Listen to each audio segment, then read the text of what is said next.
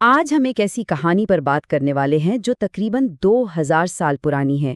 یہ لوکا کی انجیل سے لی گئی ایک تمثیل ہے، اور یہ کہانی ہمیں انتظار کرنے کے صحیح طریقے کے بارے میں ایک بہت ہی گہرا، بہت ہی اہم پیغام دیتی ہے۔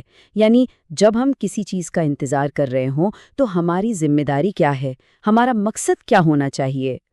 اچھا، اب یہ سمجھنا ضروری ہے کہ یہ کہانی کس کو سنائی جا رہی تھی۔ ذرا تصور کریں، ایک ہجوم ہے اور وہ سب یہ سمجھ رہے ہیں کہ بس خدا کی بادشاہی ابھی اسی وقت فوراً ظاہر ہونے والی ہے۔ ایک بڑی ڈرامائی تبدیلی کی امید لگائے بیٹھے ہیں۔ تو یسوع مسیح نے جب یہ دیکھا تو انہیں اس غلط فہمی کو دور کرنا تھا کہ ایسا نہیں ہونے والا۔ تو پھر سوال یہ پیدا ہوتا ہے کہ اگر بادشاہی فوراً نہیں آ رہی تو پھر کیا کریں؟ اس دوران کیا کرنا ہے؟ ہاتھ پر ہاتھ دھرے بیٹھے رہیں، بس انتظار کرتے رہیں؟ نہیں، یہی وہ سوال ہے جس کا جواب یہ تمثیل دیتی ہے۔ یہ ہمیں بتاتی ہے کہ فعال یعنی ایکٹیو اور بامقصد انتظار کیسا ہوتا ہے۔ تو چلیں اس تمثیل کی گہرائی میں اترتے ہیں۔ اس کہانی کے اصل راز کو سمجھنے کے لیے ہمیں 5 خاص یونانی الفاظ کو دیکھنا ہوگا جو اس کے اصل متن میں استعمال ہوئے ہیں۔ یہ 5 الفاظ سمجھیں کہ اس کہانی کا کوڈ ہیں۔ ان کو سمجھ لیا تو سب کچھ واضح ہو جائے گا۔ ایک ایک کر کے ان پر نظر ڈالتے ہیں۔ پہلا لفظ ہے بسلیہ۔ اس کا مطلب ہے بادشاہی، لیکن یہاں ایک بہت اہم نقطہ ہے۔ یہ لفظ کسی مستقبل کی جگہ یا کسی جغرافیائی علاقے کی بات نہیں کر رہا۔ نہیں، بسلیہ کا مطلب ہے خدا کی حکمرانی، اس کا اختیار۔ اور یہ کوئی مستقبل کی چیز نہیں، بلکہ ایک ایسی حقیقت ہے جو ابھی اسی وقت ہمارے درمیان فعال ہے۔ جب یہ بات سمجھ میں آتی ہے تو انتظار کا سارا مطلب ہی بدل جاتا ہے۔ پھر یہ صرف وقت کاٹنا نہیں رہ جاتا، اس کا مطلب ہے کہ ہم ایک ایسی بادشاہی کے نمائندے ہیں جو پہلے سے قائم ہے۔ ہم اس کے سفیر ہیں۔ ہمارا کام صرف انتظار کرنا نہیں، بلکہ اس بادشاہی کی فعال طور پر نمائندگی کرنا۔ اچھا، اب آتے ہیں دوسرے لفظ پر، پریگمیٹوساسٹ۔ یہ وہ حکم ہے جو رئیس اپنے نوکروں کو دیتا ہے۔ اس کا سیدھا سادہ مطلب ہے تجارت کرو یا کاروبار میں لگاؤ۔ دیکھیں، اس لفظ میں ہی ایک حرکت ہے، ایک توانائی ہے۔ یہ کچھ کرنے، کچھ بڑھانے، کچھ پیدا کرنے کا حکم ہے۔ تو بات بالکل صاف ہو جاتی ہے۔ زندگی کا مقصد یہ نہیں ہے کہ بس بیٹھے رہیں اور مستقبل کا انتظار کریں۔ نہیں، مقصد یہ ہے کہ اپنے موجودہ وقت میں فعال رہیں، مصروف رہیں اور کچھ نتیجہ خیز کام کریں، کچھ عملی خدمت کریں۔ تو سوال یہ ہے کہ ان نوکروں کو کاروبار کرنے کے لیے کیا دیا گیا تھا؟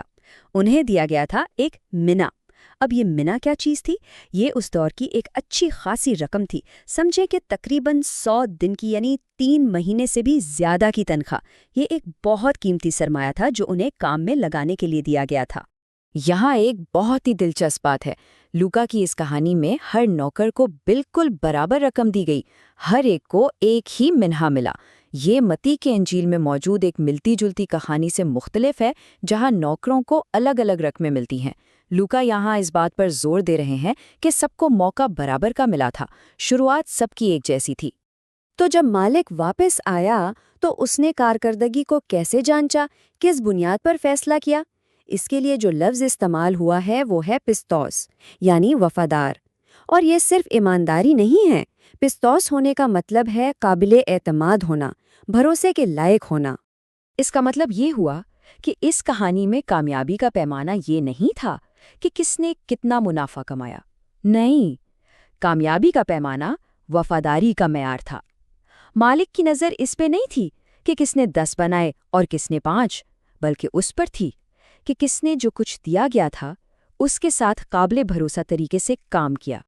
اور اب آتے ہیں ہمارے آخری 5ویں لفظ پر، اوسٹیروس۔ اس کا مطلب ہے سخت، کڑا یا بہت مطالبہ کرنے والا۔ یہ وہ لفظ ہے جو وہ تیسرا ناکام نوکر اپنے مالک کے لیے استعمال کرتا ہے۔ وہ کہتا ہے کہ میرا مالک تو بہت سخت اور بے رحم آدمی ہے۔ لیکن یہاں سب سے اہم نقطہ یہی ہے، یہ مالک کی حقیقت نہیں، بلکہ اس نوکر کا اپنا تاثر ہے، اس کی اپنی سوچ ہے۔ اور اس میں ہمارے لیے بہت بڑا سبق ہے۔ ہم اپنے اختیار کو، اپنے مالک کو کیسے دیکھتے ہیں؟ یہ چیز براہ راست ہمارے کام پر اثر ڈالتی ہے۔ اگر ہماری سوچ غلط ہے تو وہ خوف پیدا کرے گی، اور خوف انسان کو مفلوج کر دیتا ہے، اسے کچھ بھی کرنے نہیں دیتا۔ تو چلیں اب کہانی کے عروج پر پہنچتے ہیں۔ مالک ایک لمبے سفر کے بعد واپس آ چکا ہے، اور اب حساب کا وقت ہے۔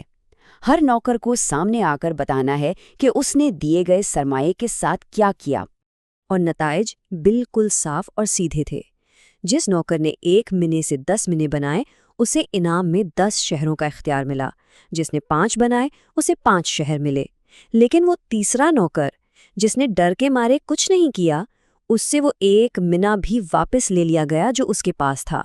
آپ دیکھ سکتے ہیں کہ عمل اور نتیجے کا تعلق کتنا واضح ہے۔ لیکن ٹھہریں، اس کہانی میں صرف نوکروں کا ہی ذکر نہیں ہے، ایک اور کشمکش بھی ساتھ ساتھ چل رہی ہے۔ یہ ان شہریوں کے بارے میں ہے جو مالک کے گھر کے باہر تھے اور جو کھلم کھلا اس رئیس کی حکمرانی کے خلاف تھے۔ ان کا پیغام بالکل صاف تھا، بالکل دو ٹوک، ہم نہیں چاہتے کہ یہ ہم پر بادشاہی کرے۔ یہ آواز، یہ کہانی کے اندر بغاوت کی آواز ہے، یہ فعال نافرمانی کی ایک مثال ہے۔ اور جانتے ہیں، اس بات کو مزید حقیقی بنانے کے لیے یسوع نے اس وقت کے ایک تازہ تاریخی واقعے کا حوالہ دیا۔ ہیرودیس آرکلاؤس نامی ایک حکمران جب اپنی بادشاہی کی تصدیق کے لیے روم گیا تو اس کے اپنے لوگ اس کے پیچھے پہنچ گئے تھے یہ کہنے کے لیے کہ ہمیں یہ بادشاہ نہیں چاہیے۔ تو سامعین فوراً سمجھ گئے کہ یہاں کس قسم کی بغاوت کی بات ہو رہی ہے۔ اس سے کہانی میں ایک سیاسی حقیقت بھی شامل ہو گئی۔ تو سوال یہ ہے کہ اس پرانی کہانی کا آج ہم سے کیا لینا دینا ہے؟ اس کا آج کے دور میں کیا مطلب ہے؟ وہ 1 منا جو ہر نوکر کو دیا گیا تھا، وہ آج ہماری زندگیوں میں کس چیز کی نمائندگی کرتا ہے؟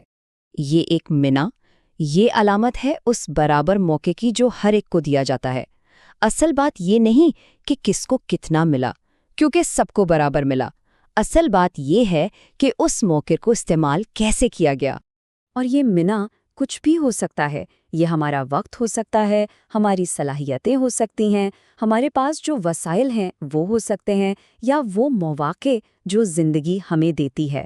یہ ایک مقدس امانت ہے، ایک سرمایہ ہے جو ہمیں دیا گیا ہے تاکہ ہم اسے بڑھائیں۔ اور اس تمثیل کا وہ مرکزی حکم، میرے آنے تک تجارت کرنا، یہ آج بھی اتنی ہی اہمیت رکھتا ہے۔ یہ ایک ایسی دعوت ہے جو کبھی پرانی نہیں ہوتی۔ یہ ہمیں یاد دلاتی ہے کہ انتظار کا وقت سستی میں گزارنے کے لیے نہیں، بلکہ فعال، بامقصد اور ذمہ دارانہ کام کے لیے ہے۔ تو آخر میں یہ پوری کہانی ایک بہت ہی ذاتی سوال پر آ کے ختم ہوتی ہے، ایک چیلنج جو ہمیں سے ہر ایک کے لیے ہے کہ جب حساب کا وقت آئے گا تو ہم سے کیا پوچھا جائے گا؟